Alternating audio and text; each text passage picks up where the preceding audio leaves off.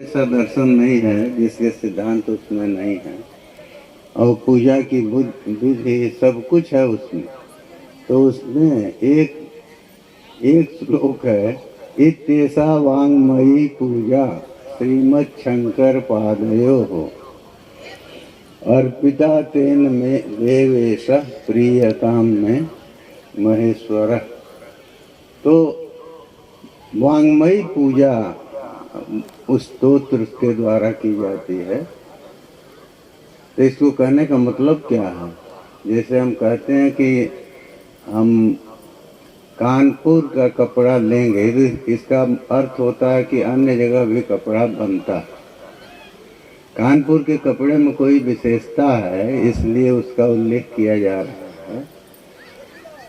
तो उसी तरह से जब वाङ्मयी पूजा कही गई कि ये वाणी की पूजा हम भगवान शंकर के चरणों में अर्पित कर रहे हैं, तो उसका मतलब यह है कि और पूजा भी होती है।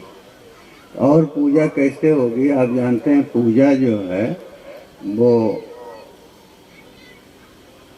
उत्कृष्ट देव आदि के प्रति, जैसे हमसे उत्कृष्ट जो लोग हैं, ऊंचे जो लोग हैं, गुणवान जो लोग हैं, उनके प्रति हम नमन करते हैं, झुकते हैं, उसी का नाम है पूजा। तो वाङ्मयी पूजा में हम वाणी के द्वारा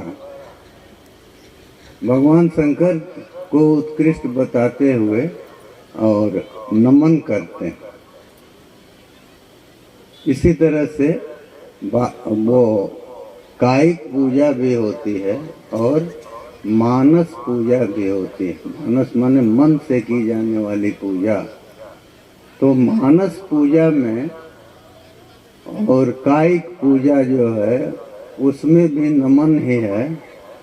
मानस पूजा में किसी उपचार की जरूरत नहीं पड़ती कि हमको फूल चाहिए तो ये चाहिए वो चाहिए, कुछ नहीं चाहिए, सही चाहिए सब कुछ, लेकिन समाहित होकर के पूजक जो है अपने आराध्य के प्रति मन से आनीत पुष्प आदि का उपहरण करता है, उनको देता है। माने अब यहाँ क्या है, मान लीजिए हमको फूल से पूजा करनी है भगवान की, तो अब खोजेंगे तो गेंदे का फूल तो 2 दिन पहले का मिलेगा ही, उसके पहले का तो नहीं मिलेगा। तो लेकिन हम उसी को मजबूरी में समर्पित करते हैं। मानस पूजा में ये नहीं है। मानस पूजा हम करेंगे, तत्काल फूल जो है वो उसको ले आएंगे पेड़ से, पौधे से, और वहाँ ले आके उसको चढ़ा देंगे। कुछ करना नहीं ना, मन में ही तो सब कुछ है। और मन में जो कुछ है वो शायद बाह्य पूजा से बहुत प्रभावकारी होता है और मन की तल्लीनता धीरे धीरे बढ़ती जाती है। क्यों? उपासना में आपको करना क्या होता है? 2 ही चीजें तो हैं, मन को भगवान के पास पहुंचाना, अपने आराध्य के पास पहुंचाना, और धीरे धीरे उसकी क्रियाओं को रोकना। तो जब क्रियाएं रुकती हैं तो मन जो है फिर वास्तव में भगवान की पूजा के लिए तैयार होता है। और जब तक उसमें विचलन है, जब तक वो एक एक क्षण में चल रहा है, तब तक हम प्रभु की पूजा नहीं कर पाते। क्योंकि बाह्य पूजा जैसे है, तो बाह्य पूजा में तो कठिनाई बहुत है, देखने में वो आसान लगता है। होगा क्या, एक बार फूल आपने अर्पित किया, तो फूल अर्पित किया तो उसके साथ हाथ को ले गए, मन को भी वहां पहुंचाने का प्रयास करते हैं। तो दोनों क्रियाएं तो करनी पड़ती हैं। जो भी चीज आप अर्पित करते हैं तो 2 चीजें मन में, एक तो ये आता रहता है कि ये फूल जो है शुद्ध है कि नहीं, भगवान को देने लायक है कि नहीं है, ये मन से संस्कार गया नहीं ना है। और दूसरा ये है कि देखने में ये अच्छा लग रहा है, तो क्या उतना ही अच्छा, ये उतना ही विक्रिया रहित, उतना ही शुद्ध ये है जितना अच्छा लग रहा है। ऐसा नहीं होता कि जो चीज़ जितनी अच्छी दिखाई दे रही है वो पूजा में अर्पित करने योग्य उतनी ही योग्य होगी, ऐसा नहीं होता। कभी कभी विकार भी रहते हैं, तो बाह्य पूजा में तो फूल के भीतर या किसी अन्य द्रव्य के भीतर, मान लीजिए विकार है, हमने दही अर्पित करना चाहा, दही में कोई कीड़ा गिरा हुआ है, कुछ है, हम तत्काल देख नहीं पाए तो हम तो अर्पित कर देंगे उसको। लेकिन मानस पूजा में ये नहीं होता, मन में ही सब कुछ लाना है, और वो बाह्य के संपर्क से शून्य है। वहाँ बाहर कोई चीज़ नहीं है कि आपका दही का बर्तन या कोई चीज़ वो बाहर रखा हुआ है उसमें से आप डालेंगे, ऐसा कुछ नहीं। तो एक प्रश्न जरूर उठता है कि मानस पूजा में ठीक है मन तो एकाग्र होगा, लेकिन क्या वो कल्पना मात्र ही है? तो कल्पना मात्र वो रह नहीं जाता। लगता है कि शुरू में वो कल्पना ही है, कल्पना से आरंभ ही होता है, लेकिन फिर वो धीरे धीरे सारी वस्तुएं जो मानस पूजा में आती हैं वो अस्तित्व पकड़ लेते हैं। अस्तित्व पकड़ने का मतलब वो सबके सब कल्पना को से हट के मूर्त रूप में आने लगती हैं, और वो पूजा बाह्य पूजा से भी अच्छी होने लगती है, इसलिए कि हर चीज़ नई है, हर चीज़ ताज़ी है, हर चीज़ देवता को अर्पित करने योग्य है। और सबसे बड़ी विशेषता है कि मन में वही चीज़ें आएंगी जिनको हम अच्छा समझ के देना चाहें। तो क्या दिक्कत है? हमको जो रुचिकर लगता है वो हम भगवान को अर्पित करेंगे। लिखा है जदन्ना मानवा प्रोक्ता तदन्ना तस्य देवता। मानव जो कुछ पसंद करता है, जो कुछ खाता है, उसके देवता भी वही खाते हैं। तो इसलिए हम वो सब चीज़ें अर्पित करते हैं। तो वास्तविकता यही है कि कल्पना जो है उससे ही आरंभ होता है, लेकिन कल्पना छूट जाती है और वो कल्पना ही धीरे धीरे मूर्त रूप ले लेती है। तो समाधि के विषय में एक विचार आता है, कल्पना कैसे मूर्त रूप लेती है, ये इसकी चर्चा हम कर रहे हैं। जैसे मान लीजिए हम भगवान राम का या भगवान कृष्ण का, किसी का, भगवान शिव का, हनुमान जी का एक आकार मन में रख के और कल्पना से उनका ध्यान शुरू करते हैं, तो वो ध्यान जो है वो कल्पना ही न है। हमने सोच लिया कि भगवान कृष्ण यहाँ खड़े हैं, मुरली लिए हैं, राधा जी उनके बगल में हैं, यमुना का किनारा है, बंसी बट है, सब कुछ सोच ली। तो ये सारी चीज़ें कल्पना में हैं।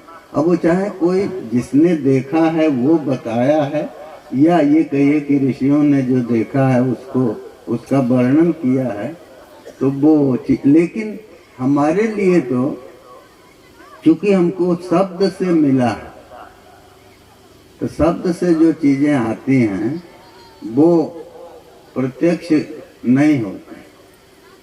जैसे किसी को आपने भेजा अपने घर, कहा कि देखो बाहर के कमरे में कोने में एक कलम रखी हुई है, उसको ले आओ, तो वो जाएगा, सुन के वहाँ जाएगा, तो उसके मन में क्या होगा? कलम की कल्पना होगी, घर का वो कोना होगा, वहाँ जाएगा और उसको देख करके उस स्थान तक वो पहुँच जाएगा उस कल्पना के बल पर। लेकिन जब वहाँ जाएगा तब वो दिखाई देगी उसको, माने कलम का प्रत्यक्ष होगा, वो प्रत्यक्ष माने वो सामने मिलेगी। तो हम जब ध्यान करते हैं, भगवान को पाने का रास्ता ध्यान है। तो ध्यान कहिए, वो गोस्वामी जी कहते हैं ना, ज्ञान गम्य जय रघुराई। तो भगवान ज्ञान गम्य है, ध्यान हम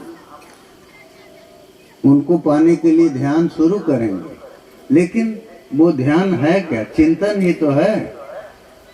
ध्यान का मतलब चिंतन, सोचना। हम चिंतन उनका प्रारंभ करते हैं तो चिंतन हम क्या उनको देखे हैं? अरे जब देख लिए तब फिर ध्यान की जरूरत क्या? और जब नहीं देखे तो ध्यान कर ही नहीं सकते, तब फिर ध्यान दोनों हालत में व्यर्थ है? नहीं, वो हमेशा सार्थक है। इसलिए कि जो हमको किसी महापुरुष से, गुरु से, जिससे भी हो, बंसीधारी का या धनुर्धारी का, जिसका भी हमको ध्यान करना है, उनके स्वरूप का उपदेश मिला तो उसके ऊपर हम चलने का प्रयास करें। और वो जरूरी क्यों है ये आप कहिए कि पुस्तकों में वर्णन है, वैसे हम पढ़ लेंगे। अरे भगवान कृष्ण के लिए बंसी विभूषित करा नवनीर दाभात पीताम्बराधर बिंब फलाधर उत्ताप, तो ये श्लोक तो है, ये शब्द है। इसी से हमको उनका एक काल्पनिक चित्र हमारे मन में आ जाएगा, हमारा ध्यान आरंभ हो जाएगा। तो क्या गुरु या महापुरुष जिनसे हमको वो उपदेश प्राप्त होगा तो वो इन शब्दों से अलग होगा, उस शब्द से ही तो वो भी आएगा। अंतर इतना ही होगा कि वो वहाँ लिखा हुआ है, ये हमारे गुरु के या जहाँ हमारी निष्ठा है उस विग्रह से निकलेगा, उनके मुख से आएगा। तो हमको जरूरत क्या है? जब शब्द से ही ज्ञान प्राप्त करना है तो गुरु की या इष्ट की जरूरत क्या है? हम क्यों उसके पैर में जाएं? नहीं, ऐसा नहीं है। गुरु गीता में लिखा है, गुरु गीता एक ग्रंथ है, तो वहाँ गुरु का स्वरूप और गुरु के उपदेश का प्रकार और गुरु के द्वारा उपदिष्ट मार्ग से ही भगवत प्राप्ति होगी, ये सब उसमें दिया हुआ। तो प्राप्ति में बाधा क्या है? प्राप्ति क्यों नहीं हो रही? मान लीजिए हम आपके घर में, आपके दरवाजे पर, चौकी पर एक पुस्तक रखी हुई है, तो हमको लेना है तो वहाँ तक जाना पड़ेगा। माने वो चीज़ वहाँ है, हम यहाँ हैं, तो वहाँ जाना पड़ेगा तब वो मिलेगी। तो भगवान जो हैं वो तो हमारे आपके सबके भीतर ही हैं। तो भीतर ही हैं, तो यात्रा किसकी थी? कहाँ की यात्रा? कहाँ चलेंगे हम? कहाँ जाएंगे? नहीं, मन को ले जाना पड़ेगा। ये सारी यात्रा जो होगी वो जो बाधक है, जो रोक रहा है, जिसके कारण भगवान दिखाई नहीं दे रहे हैं, दिखाई नहीं दे रहे हैं माने अनुभूति में नहीं आ रहे, तो उसके लिए है। उस यात्रा के द्वारा हम धीरे धीरे धीरे धीरे मन को वासना शून्य करते हुए और उनके उस स्वरूप को देखने का प्रयास करते हैं। तो होता क्या है, कल्पना जो हमने कहा वो इसलिए जरूरी है, गुरु के मुख से हमने सुना या किसी महापुरुष के मुख से सुना तो उसके अनुसार हम ध्यान आरंभ करते हैं। क्योंकि वो ध्यान जो है, ध्यान चिंतन ये है ना, तो जब तक हम देखेंगे नहीं, सुनेंगे नहीं, तब तक उसका आंख बंद करके या एक जगह बैठ के चिंतन नहीं कर पाएंगे, स्मरण नहीं कर पाएंगे। तो गुरु के शब्दों में ये सामर्थ्य है। लिखा है गुरु गीता में कि अनेक जन्म संप्राप्त सर्व कर्म विदाहिने स्वात्म ज्ञान प्रभावेण तस्मै श्री गुरुवे नमः। गुरु जी में ये सामर्थ्य होती है जो अनेक, हमारे जो अनंत जन्मों के कर्म हैं, अनेक जन्मों की जो वासना है, उसको, उस सर्व कर्म को विशेष रूप से भस्म कर देते हैं, जला देते हैं। गेहूं का दाना अगर गिर जाए ऐसे खेत में तो वर्षा में पानी पाने पर फिर अंकुर दे देगा, लेकिन उस अगर जला दिया जाए तो फिर वो अंकुर नहीं देगा। इसलिए लिखा है भर्जिता क्वथिता धाना प्रायो बीजाय। भूंज दिया गया या उबाल दिया गया तो उस दाने से अंकुर नहीं निकल। तो गुरुदेव जो हैं अपने आत्मज्ञान के प्रभाव से हमारे उन सारे बाधक कर्मों को दूर करने की सामर्थ्य रखते हैं, जिनके कारण हमारा मन चलायमान होता हुआ उनकी प्राप्ति नहीं कर पाता। इसीलिए दिया है गुरुवक्त्र स्थितम ब्रह्म प्राप्यते तत्प्रसादतः। ब्रह्म जो है, ब्रह्म जो व्यापक विरज अज है, अगुण अमान अभेद, सो कि देह धर आवई कौशल्या के गो न जाहि न जानत वेद। ऐसे है तो वो सब कुछ ठीक है, ब्रह्म व्यापक है, रज आदि गुणों से शून्य है, अजन्मा है, लेकिन सब उन अपने गुणों को छोड़ करके और भक्त के ऊपर कृपा करके वो आ जाता है, बालक बन के आ गया माँ कौशल्या की गोद में। तो ये उनकी महिमा है, ये उनकी कृपा है। और वहाँ जो है तर्क अगर हमने नहीं बंद किया, पहले श्रद्धा से हमारे नेत्र अगर बंद नहीं हुए और तर्क चक्षु जो है खुले रह गए, तब तो मुश्किल है। तर्क को छोड़ देना होगा, क्योंकि तर्क जो है वो पहुंचा नहीं पाता, पहुंचाएगी श्रद्धा। तो हमको श्रद्धा करनी होगी, और श्रद्धा के लिए आवश्यक है कि हम ऐसे महापुरुष से उपदेश प्राप्त कर लें जिनके ऊपर हमारी श्रद्धा है और उनके वाणी में वो सामर्थ्य है। तो होता क्या है, हम अपने गुरुदेव से या जो भी हमारे इष्ट हैं, जो भी हमारे श्रद्धास्पद हैं, श्रद्धा के जहाँ हमारी आस्था बनी हुई है, श्रद्धा है, वहाँ से हम कुछ प्राप्त कर लें। तो क्या प्राप्त करें? वो क्या सोना चांदी रखे हैं? सब कुछ रखे हैं, लेकिन हमारे लिए सोना चांदी नहीं रखे। वो रखे हैं और वो जो देंगे, जैसे उनके पास जो भी रहे, हमसे क्या मतलब, वो जो देंगे उतने तो हमको मिलेगा। तो वो देंगे, ये सब चीजें देंगे नहीं। जैसे बच्चा है, वो मिठाई खा रहा है, डॉक्टर उसको मना किया कि मिठाई मत दे, तो आप थोड़ा सा भले दे दें, वो भी इसलिए कि ये हट जाए इससे, लेकिन अधिक नहीं दे। उसको तो बोध नहीं है, वो नहीं जानता कि इससे नुकसान होगा कि फायदा।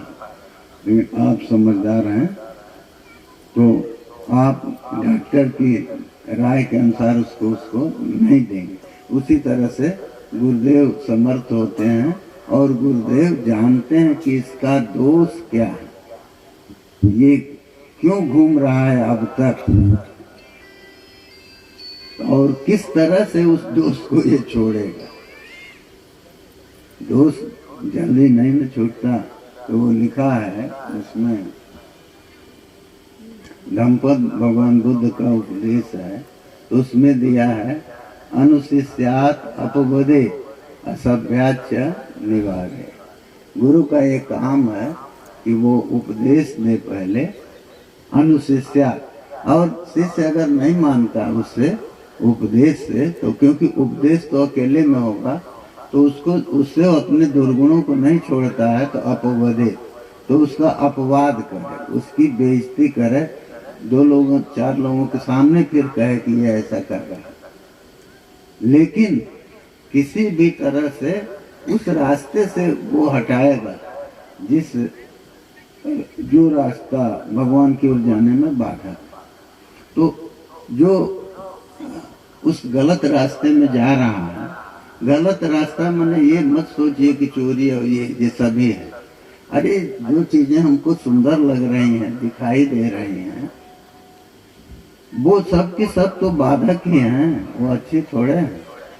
वो हर चीज जिससे मन बाहर निकलता है, जिससे मन भगवान को छोड़ता है, जिससे हम संसार की ओर आसक्त होते हैं, वो सब बाधक है, उस सब को छोड़ना।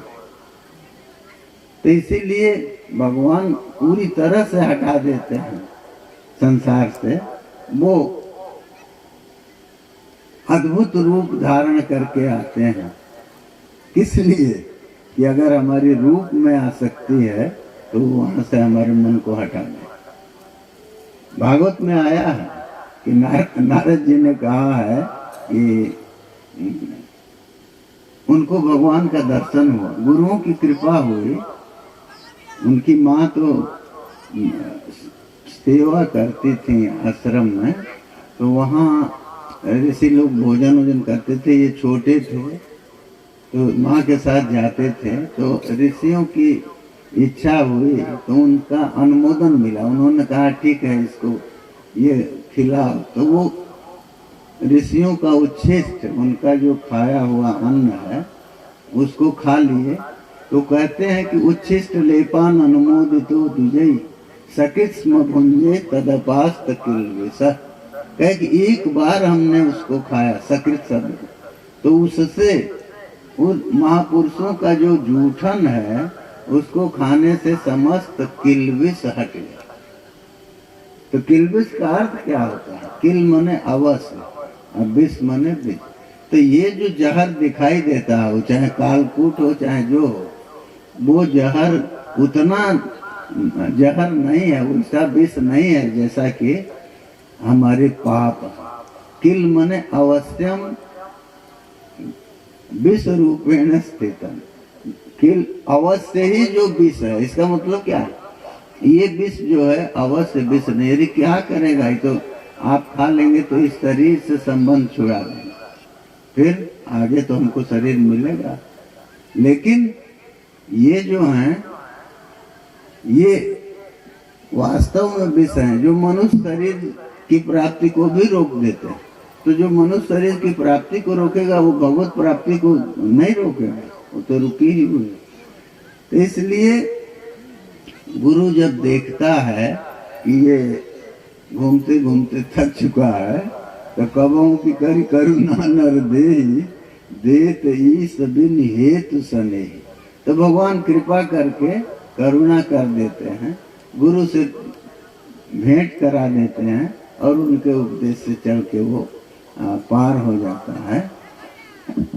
तो अब यही समाप्त करेंगे। कल्पना को हमने लिया था, कल्पना क्यों बताते हैं कल्पना किस तरह से साकार रूप लेती है। अरे तो हर जगह हम देख रहे हैं, घर आप बनवाते हैं तो घर का नक्शा पहले आपके मन में आता है, तो वो कल्पना है, और फिर धीरे धीरे धीरे वो आकार ले आता है। तो कल्पना साकार हो गई कहते हैं लोग ना। तो भगवान का जो उपदेश हमको मिलता है या जो देखते हैं, आप धनुधारी का फोटो देख लिए या बंसीधारी को देख लिए, उसका ध्यान करने लगे तो वो ध्यान होता क्या है? सब उसके लिए जो भगवान का दर्शन जो कहते हैं तो वो समाधि में ही होता है। कैसे? तो वो कहते हैं तस्यैव कल्पनाहीनम स्वरूप प्रथनंतु जत मनसा ध्यान निष्पाद्यम समाधि सो विधीयते। तो कल्पना हमने किया और धनुधारी राम का हमने चिंतन प्रारंभ किया। धीरे धीरे धीरे धीरे वो कल्पना तिरोहित होती है। जब हम अधिक ध्यान करते हैं तो वो कल्पना तिरोहित होती है। वो धनुधारी राम जिनकी कल्पना करके हमने ध्यान शुरू किया था, तो वो मन में वो आ जाते हैं, प्रकट हो जाते हैं। तस्यैव कल्पनाहीनम स्वरूप प्रथनंतु जत।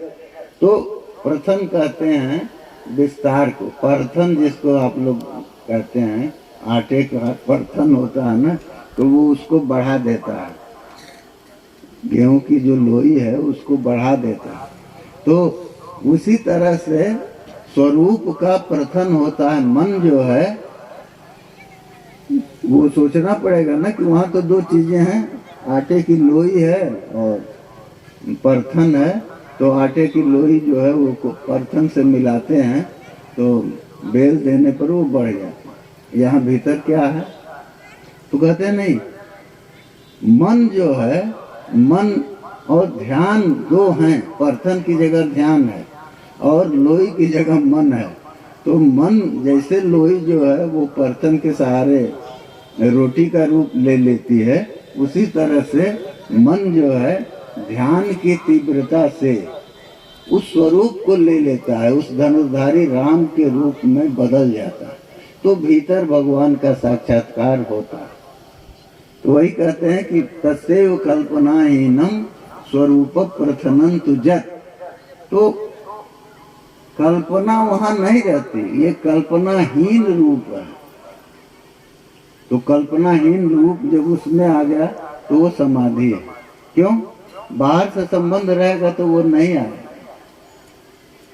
इसलिए कल्पनाहीन स्वरूप की प्राप्ति होती है। तो मतलब हो क्या हो गया कि अब तक जो कल्पना थी वो छूट गई और उस रूप में मन आ गया। और फिर जब धीरे धीरे धीरे धीरे ध्यान की तीव्रता और बढ़ती है तो वो स्वरूप भी तिरोहित होता है और फिर निर्गुण निर्विकार भगवान का वो साक्षात्कार होता है। तब वो तो समाधि में जो लोग अनुभव करते हैं वो बता पाएंगे। हम इसलिए कहे कि कल्पना भी सार्थक होती है।